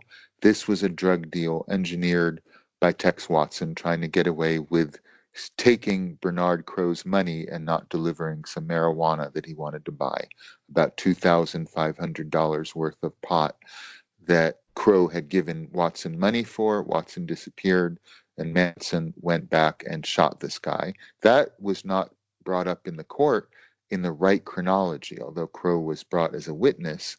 Then there was another murder. Bobby Beausoleil killed the Manson commune's friend Gary Hinman, also about a dispute over bad drugs, in that case mescaline that was sold to the Straight Satan's biker club.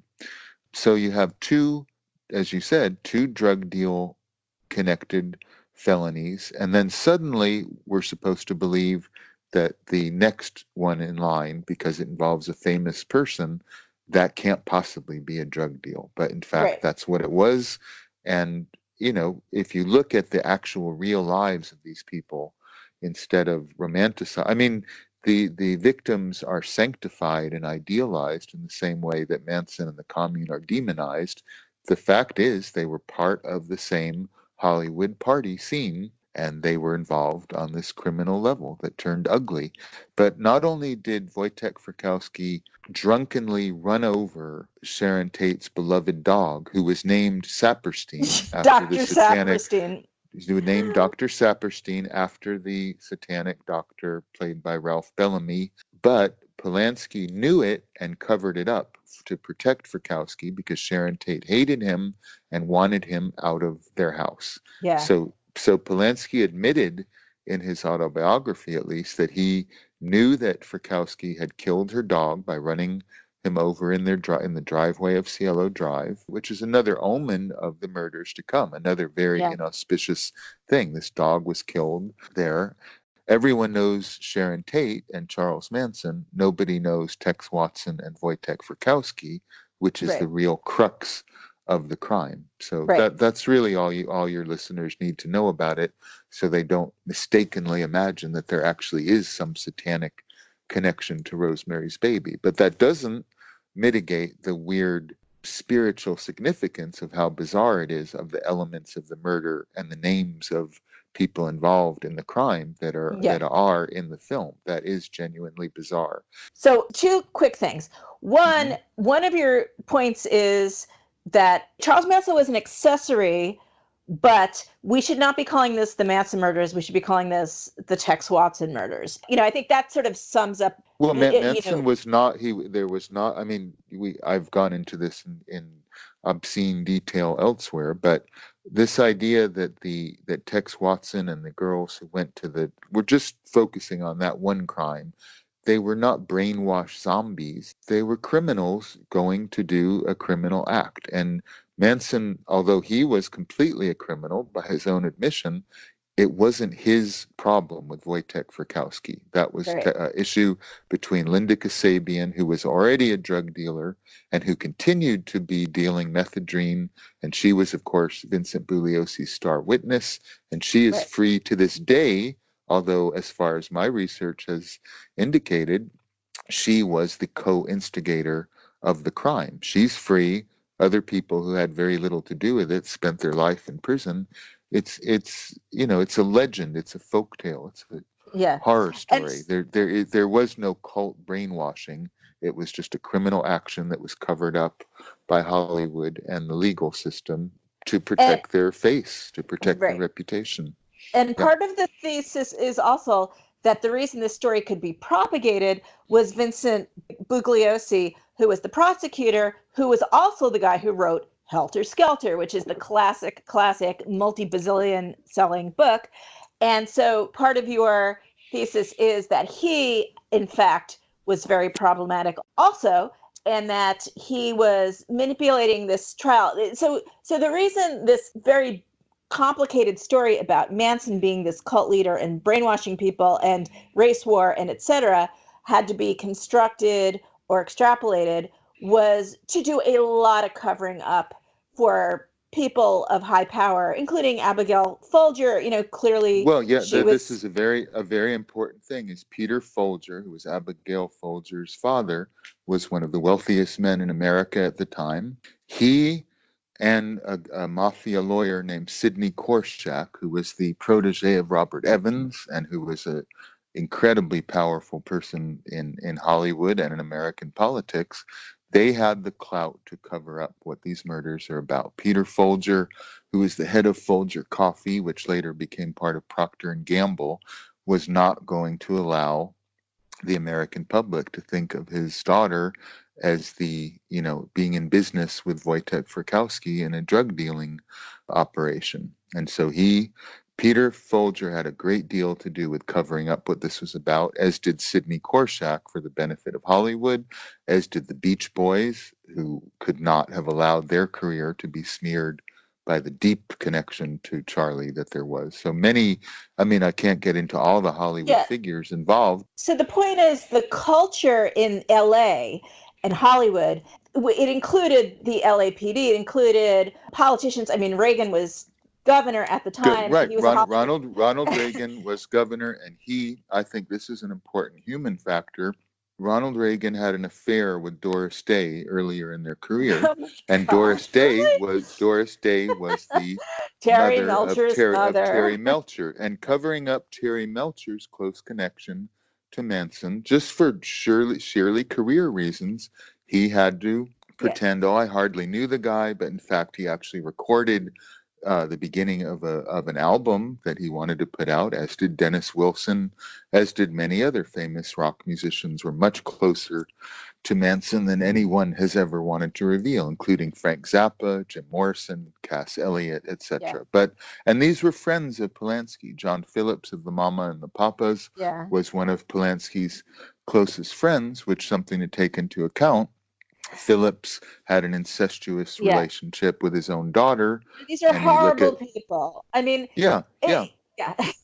So it's again not blaming the victims, but nothing. The Spahn Ranch was wholesome compared to what was going on among the friends of Roman Polanski. Let's just put it that way.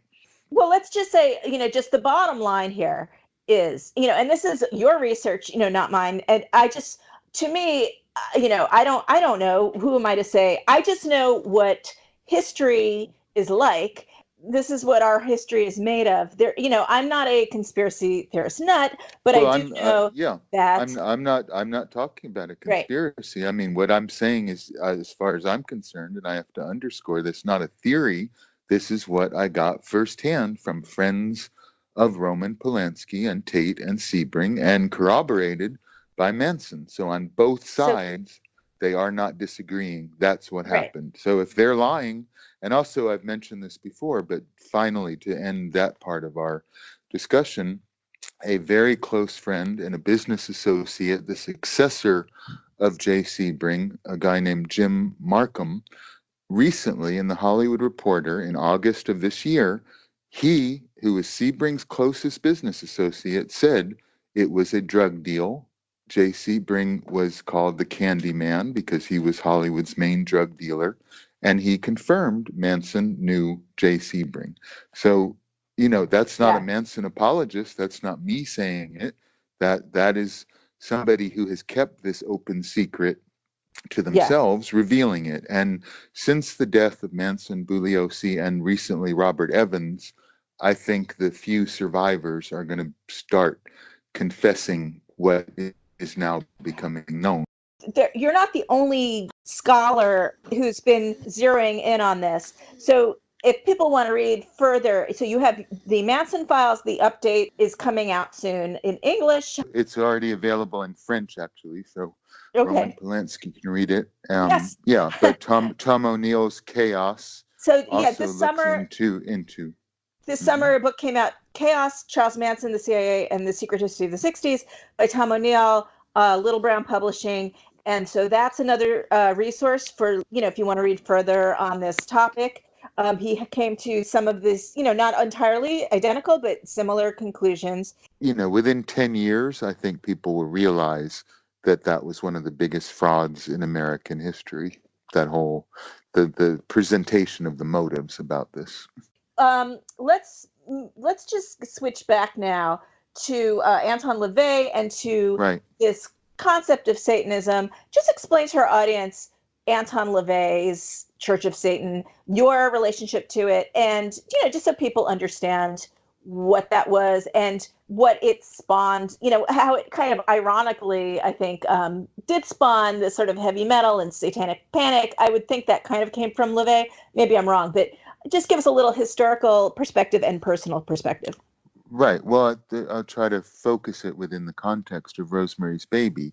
The occult revival that happened largely in America and Great Britain in the 1960s was already starting to ripple a bit. But when Rosemary's Baby was taken as a literal, almost like a grimoire of what Satanism is about, and many Satanists based their rituals and their ideas and their concepts on this fictional film. Ira Levin is a complete atheist. He did not believe in occultism whatsoever. He had no religious beliefs. He didn't believe in the devil.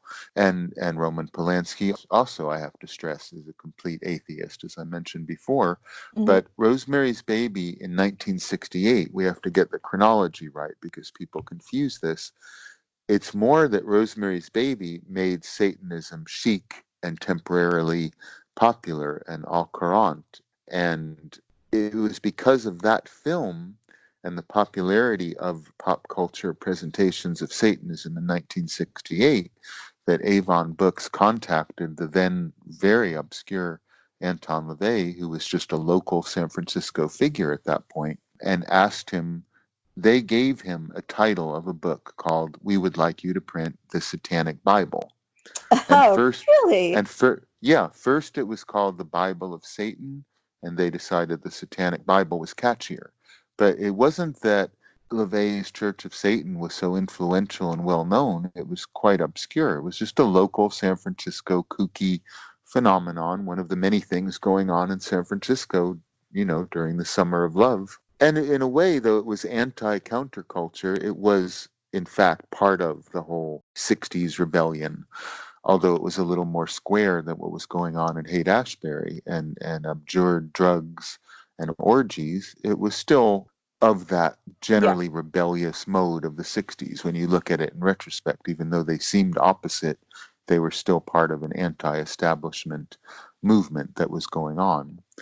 Rosemary's Baby created an occult revival worldwide and got people talking about Satanism and witchcraft. And of course, it has been copied again and again in films. And as I point out in the Satanic Screen, most of what's understood about occultism and Satanism comes from Hollywood films, and most of them go right back to Rosemary's Baby, which is sheer fiction, not rooted in any kind of actual satanic tradition. And so the Satanic Bible, which came out in December of 69, was part of the jumping on the satanic bandwagon that Rosemary's Baby started. It wasn't that Anton LaVey inspired Rosemary's Baby. It's more that Rosemary's Baby, the lurid limelight of the publicity that film created, and it was really a phenomenon, a sensation, Yeah, sort it of was like the huge. exorcism. Yeah, it really captured the imagination of people for at least a year or 2 years to come. And there was a whole wave of Rosemary's Baby imitators, which I get into in an entire chapter of the Satanic Screen. Basically, in the 1970s, all around the world, that film kept being remade again and again. So the thing to understand is the Satanic Bible was Avon Books, a paperback publisher, thought it would be a commercial idea to put out a book that would tie into the fad for Satanism that Rosemary's Baby unleashed. And that's what it was. It was a quickly thrown together potboiler just to meet a contractual obligation. And the important thing, I guess, to not to get into the fine points of it all, a lot of people don't understand that the Church of Satan and Anton LaVey did not profess to believe in a literal devil at all, that he presented the devil as merely a symbol of rebellion and as the adversary. He did not believe in the literal devil. And as far as you mentioned my relation to him, I actually was going to interview him through a mutual friend, Forrest J. Ackerman, in Hollywood, who had known LaVey for years when I was writing this book, The Demonic Revolution, which I never finished or published. And I wanted to interview LaVey as well as other occult figures. And when I moved to San Francisco, I met LaVey, and he came to my apartment, and we became friends for about 2 years. And as I've said before, I fell in love with his daughter, Zena, who was the high priestess of the Church of Satan, and we were married. And that is why I became involved with it, not because of any devotion to Anton LaVey or ardent belief in his ideas, which were quite different than mine. I was a traditional devil worshiper in the literal religious sense, where he merely used it as a symbolic figure. So You and Zena were a bit of a spokespeople as far as like you'd go on shows and talk in defense of the. not so much defense of it, but more during the Satanic Panic, which I think has been forgotten. Certain people who I won't name have thrown the word witch hunt around in America lately, but it was a literal witch hunt in the 1980s. And Zena, primarily, long before I met her, had seen that this was a threat. That this was kind of like the McCarthy madness, or the various moral hysterias that have plagued American history, and she took it upon herself to go on the talk show circuit to vigorously debunk and dispute the claims of the religious right, who were pushing the idea of a massive satanic conspiracy of baby killing and generational Satanism and all that sort of nonsense. So she took it upon herself to fight this, and she did successfully defang it. And I mean, though I was caught up in that, I was representing my own organization, the Werewolf Order, which was it was sort of seen as part of the Church of Satan, but really we only had a loose connection, and Anton and I disagreed ideologically, spiritually, but I supported Xena in her crusade against basically, born again fundamentalism, and the moral majority is what was behind the satanic panic. But it was a real threat to liberty. Innocent people's lives were destroyed by that witch hunt. And so Xena went out to fight it. And in the process of it, she realized she could not continue to support her father's lies, including the prevalent one that he had played the devil in Rosemary's Baby, among many other fictional motifs that he invented for his self-perpetuated legend. And so she eventually broke with it in 1990. She resigned from the Church of Satan and totally exposed and broke with her father, which led to a hatred campaign from angry Satanists. It was more of a story like that than the way it's been presented.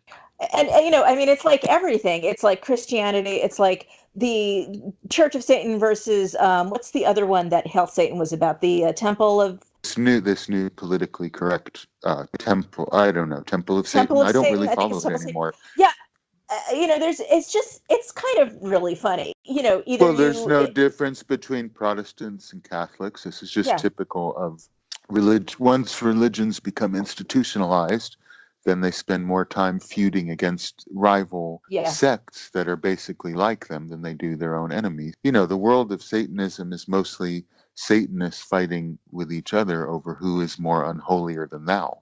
Right. Well, that's the world of high-profile Satanism, Church of Satan, these high-profile organizations. Now, the truth is, of course, that everything does exist. There are 300 million people in the United States. There are 9 billion people or something like that in the world. And so, yeah, there are definitely people who are worshiping Satan for black and dark purposes. Right. So I want to talk about that. Yeah. I mean, obviously, there are people who worship Satan as what the classic idea is, this evil entity, and who are trying to do bad, even if we have the Church of Satan denying that. There are certainly people like that. Because actually, I'm going to have a Catholic priest on as a guest in the future too, and I really like getting into it. So talk about the definition of Satan as depicted in the Bible and where things have gone a little wonky with that. Right. Well, I mean, I want to make it clear that when I was younger, and I mean literally going back to childhood, and in actually the year 1966 is when I was first attracted to devil worship, which I say to differentiate it from Satanism, which is a secular philosophy. I was literally like a Dennis Wheatley type worshiper of the devil. As a evil, like as a negative, dark figure, yes? I would say more. No, I saw the way, just to put it on personal terms, the way that I would describe it is I saw God as an imposter, sort of from a Gnostic point of view, and the devil as a liberatory force who opposed the tyrant God, the rebel Lucifer. But now I know, after years of research and looking into it, and I broke with all that decades ago. Now that I've researched it and looked into it much more deeply, I know that I was completely wrong about it. As far as I'm concerned, the devil or Lucifer or Satan, and all of those are misnomers. They really don't make sense if you look into biblical sources in great detail. The devil as presented in the three Abrahamic religions, which is the only place that figure has any meaning in Judaism, Islam, and Christianity. He is not the opponent of God. He is not an incredibly powerful figure who is the Lord of hell and the adversary to Jesus and to Jehovah. On the contrary, he is the servant of God. The Satan in the Old Testament is part of the heavenly court of God. Thus, Satan, who is a figure in the Old Testament, is not the devil. He is not an opponent of God. He is not an incarnation of evil or all powerful eidolon of malevolence. He is a rather lowly servant of God. He's a figure in the court of God, and he's not even an angel, as is popularly considered that he was a fallen angel. He is an emissary of Jehovah or Yahweh who goes to earth to tempt people. For instance, the famous story of Job being tempted by Satan. He's God's most loyal servant who comes to earth to tempt people. And in the Old Testament, the Satan comes to tempt the Son of God, Jesus, by offering him riches and wealth and knowledge. And Jesus passes the test, but you have to understand that Satan is not the opponent or adversary of God. He is a servant coming to test the followers of God to make sure that they are sufficiently devout. So that is, in fact, what the Satan or the devil actually is. And another interesting thing is the word Lucifer. It does not refer to the devil or Satan. And as I get into in the Satanic Screen, even the serpent in the Garden of Eden is not ever specifically identified as being the devil, Satan, or Lucifer. These are later narratives that were imposed largely by the Catholic Church and to a certain degree by what is called the pre-apocalyptic Apocrypha. So the idea of the devil as the incarnation of evil and the opponent, like a dark god who opposes the creator God, is not true. It's not borne out in either Judaic, Christian, or Islamic sources. And in Islam, particularly, is interesting. If you look at the Quran and the commentaries on the Quran, which is basically another angle on the Christian, Judaic, Abrahamic religion, Iblis, which is the name of Satan in Islam, which is connected to the word diabolos in Latin, or Greek, sorry, he is clearly presented as the servant of God who will not bow to God's new creation of humanity. And he is such a prideful disciple of Allah that he says, please give me the role of tempting your new creation, humanity, because they are not pure enough. And in Sufism, Iblis, or the devil, is seen as the most loyal subject of God. So it's very bizarre that we go from the actual fact of the devil, who is sort of God's hitman on earth. He comes here to assure that humans remain in obeisance and devotion to Jehovah or Allah or Yahweh. He is not trying to lure them away. He's tempting them. He's testing them. So that, I think that sums up the most important aspect of the truth of who the devil is and how very far away from, let's say what the crudest imagining of a black metal song would be about Lucifer, Satan, the devil as a rebellious figure who opposes God. He is not. He's his lieutenant. And demons are different, generally considered different than Satan, Lucifer, whoever people picture as the central figure. Again, sorry I'm going on a tangent, but I mean, I do like going on tangents on the show. And again, I'm probably going to get into the whole subject of the Antichrist with Father David when I talk with him. But so if you don't mind my asking, I don't, not at all. How do demons, the concept of demons as, multiple dark forces in this world, how does that fit? A lot of this is semantic misunderstandings. Like, for instance, the name Lucifer, when they were writing the King James Bible, they mistranslated. Basically, it's talking about the morning star, Venus. Mm-hmm. And Lucifer is obviously just the Latin for luminous, the luminous one.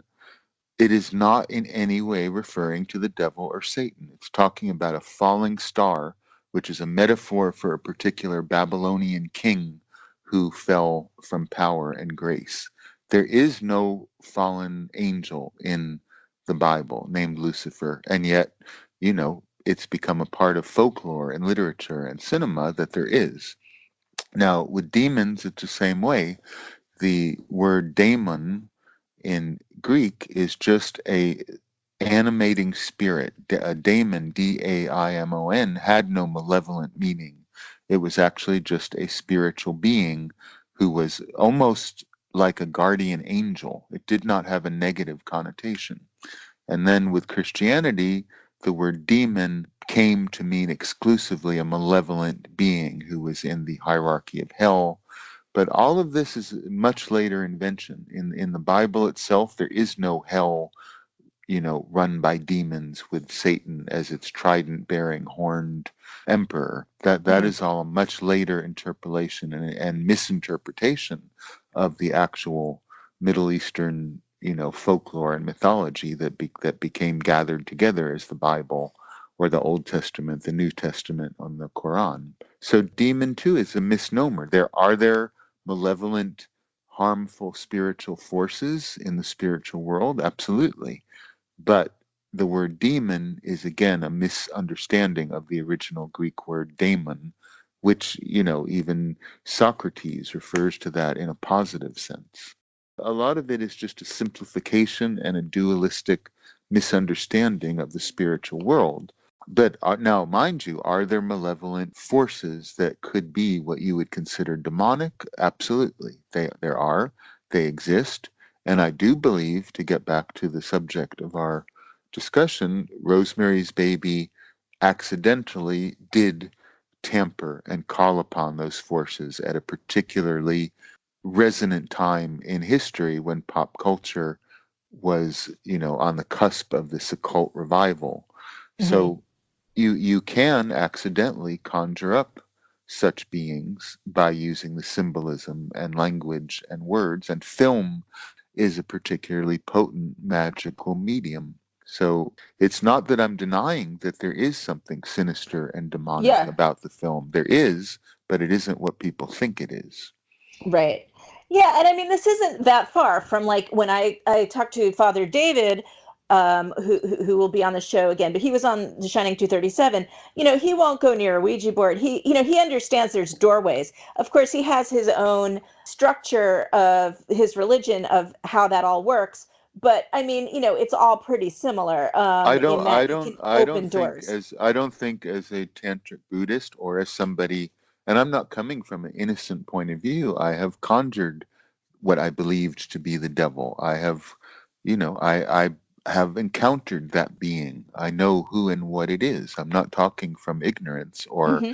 speculation, but I'm saying that I was wrong. Hmm. He's got, he is work. I mean, I also believe that God, Yahweh, Jehovah, Allah exists, but I do not worship him and I do not believe that he is a good God, and so Hmm. the devil, the Satan, is working for God. He's not working against God. So Satanists are mistaken in thinking that by worshiping him or using his image or his symbolism, that they are rebelling against the creator God. On the contrary, they are serving what can only be considered a subsect of the Abrahamic religion. So I know that's very hard to grasp for That's people interesting. Yeah. who think the devil is the opposite of God. Hmm. And so now let's sort of wrap it up, and we'll circle it back to what's going on in the movie.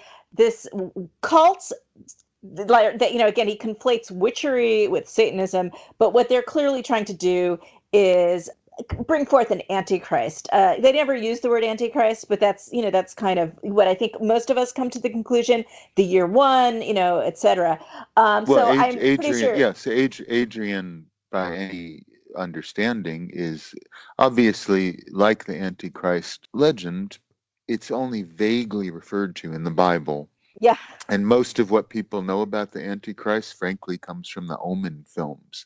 Yeah. If you look in the Bible, you will find very scant references to this figure, the Antichrist. Right. But Christian fundamentalism and medieval demonology created a whole network of legendary and folklore about the Antichrist, but it's not really a part of the traditional Abrahamic religion. But Rosemary's Baby, clearly, the Adrian, the son of the devil through Rosemary, is obviously, what else could he be but the Antichrist? The year one is implying that it's the beginning of the new satanic era that the Antichrist will rule over, a 1,000-year period, which is mentioned in the Bible in the St. John's Revelation, that Satan will rule the world for 1,000 years through the Antichrist. Yeah.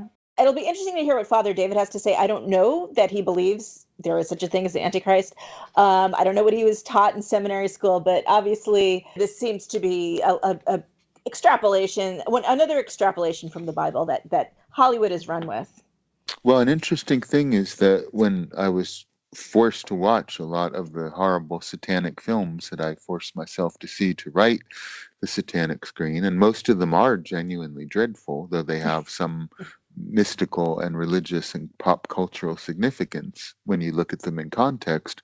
Really, the Antichrist is more dealt with in the modern satanic cinema after Rosemary's Baby than the devil himself.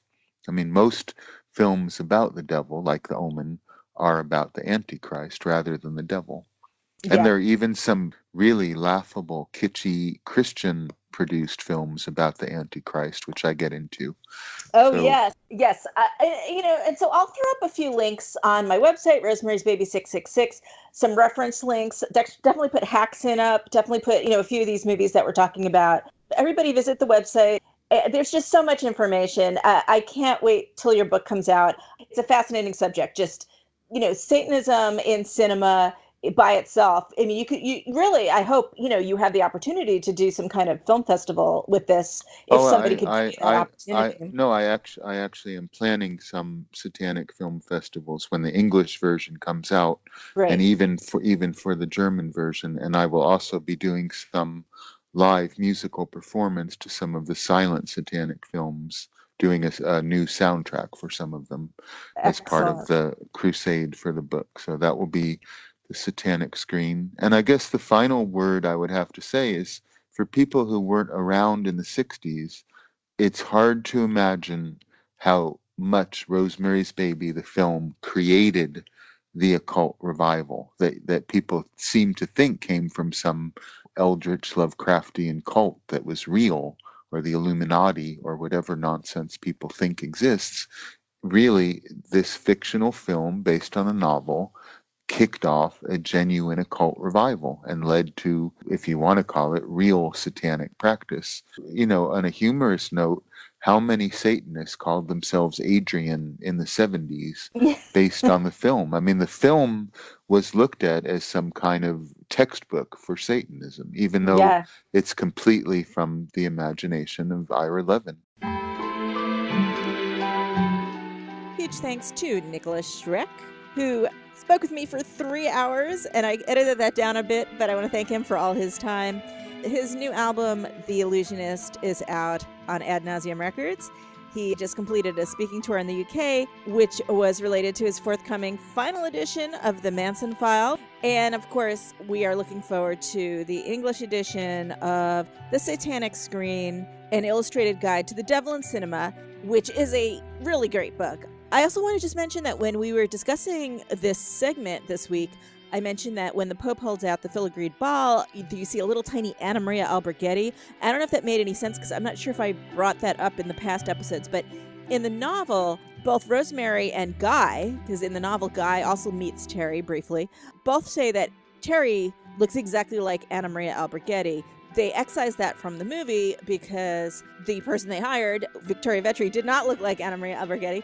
So instead they used Victoria's real name when Rosemary says that line. She says, "Oh, you look like Victoria Vetri." But just so you know, Anna Maria Alberghetti was a famous opera singer and actress. That's who we're referring to there.